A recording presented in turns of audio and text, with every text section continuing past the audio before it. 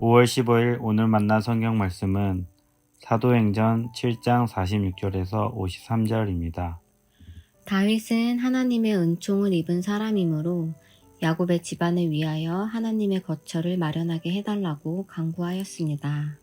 그러나 야곱의 집안을 위하여 집을 지은 사람은 솔로몬이었습니다. 그런데 지극히 높으신 분께서는 사람의 손으로 지은 건물 안에 거하지 않으십니다. 그것은 예언자가 말하기를 주님께서 말씀하신다. 하늘은 나의 보좌요, 땅은 나의 발판이다. 너희가 나를 위해서 어떤 집을 지어주겠으며 내가 쉴 만한 곳이 어디냐?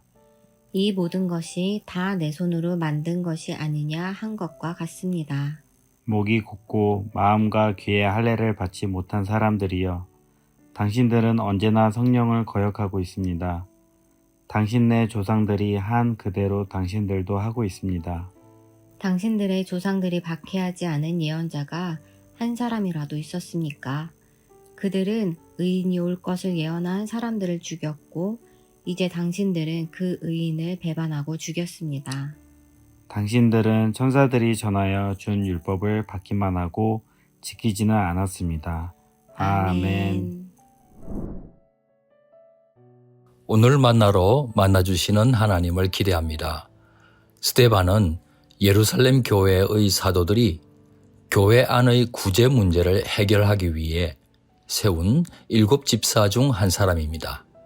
은혜와 성령이 충만한 데다 큰 기사와 표적까지 행하였다고 했습니다.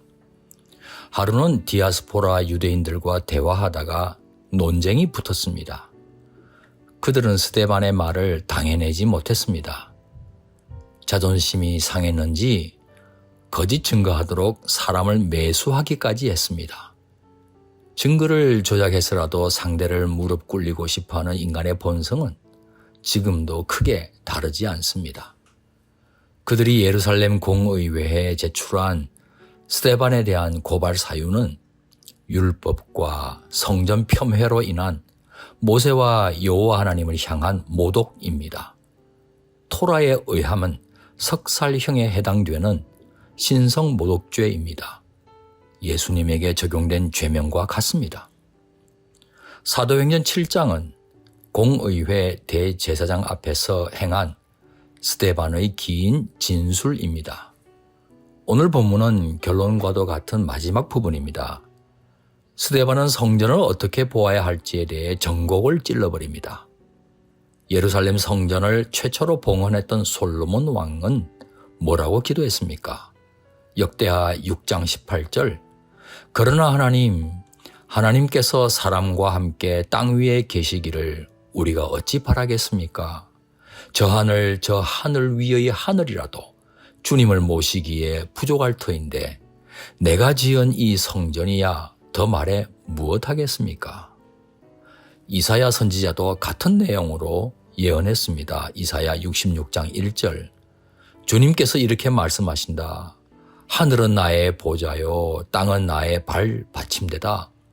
그러니 너희가 어떻게 내가 살 집을 짓겠으며 어느 곳에다가 나를 쉬게 하겠느냐. 스데반은 이런 성경 구절들을 소환해내면서 주 여호와 하나님께서 성전에 임재하시는 것은 사실이지만 성전에만 계시지는 않는 무소부재의 하나님이라고 역설을 했습니다. 이스라엘의 조상들은 하나님의 계명에 순종하지 않았을 뿐 아니라 하나님의 뜻을 전하던 선지자들을 박해하였습니다. 스데반은 그 결과로 하나님께서 당신의 성전도 심판하셨다는 사실을 짚으면서 지금의 유대인들도 하나님의 뜻을 거슬러 메시아로 보내주신 나사렛 예수님을 성전 모독죄로 처형했다고 지적했습니다. 결국 유대인들은 할례받은 하나님의 선민이었지만 더 중요한 마음과 귀의 할례는 받지 못하여 이방인보다 못한 목이 곧은 자들이라고 서슴지 않고 질타한 겁니다.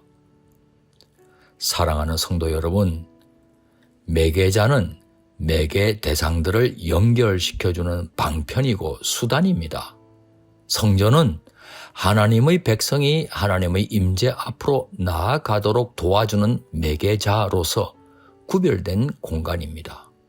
매개 대상이신 하나님과 사람들을 연결시켜주는 역할을 특정 성전만이 독점한다고 주장한다면, 다시 말해 그 성전 밖에서는 사람이 하나님을 만날 수 없다고 주장한다면 성전을 하나님처럼 숭배하는 것이나 다름없습니다.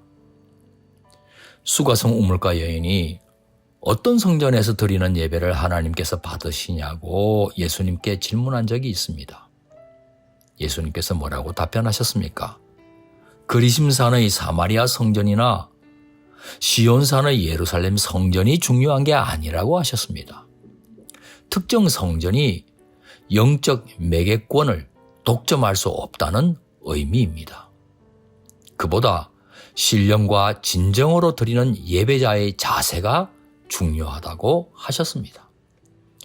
우리 높은떡 광성교회는 학교를 임차하고 있습니다. 불편하고 아쉬울 때가 적지 않습니다. 그럼에도 불구하고 학교 강당에서 드리는 예배에도 하나님께서는 임재하시는 줄 믿습니다. 마음과 귀에 할례받아 일상에서 하나님 말씀에 순종함으로써 신령과 진정으로 참된 예배 드리는 높은떡 성도 되시길 축원합니다. 기도하시겠습니다. 우리들의 하나님, 다른 그 무엇도 하나님과 겸하여 섬길 수 없고 숭배할 수도 없나이다. 하나님만이 우리들의 경배와 찬양을 받기에 합당하십니다. 귀하신 예수님 이름으로 기도하옵나이다. 아멘. 이제 두 가지 제목으로 함께 기도하겠습니다. 첫째, 오늘의 말씀을 따라 기도하겠습니다. 우리의 삶이 하나님께서 기쁘게 임재하시는 거룩한 성전이 되어 하나님의 영광이 드러나는 도구가 되게 하옵소서. 둘째, 다음 세대를 위해 기도하겠습니다. 우리의 자녀들이 주변 친구들을 하나님과 영적으로 연결시켜주는 거룩한 제사장으로 자라가게 하옵소서. 이 제목으로 기도하신 후에 개인 기도 하시겠습니다.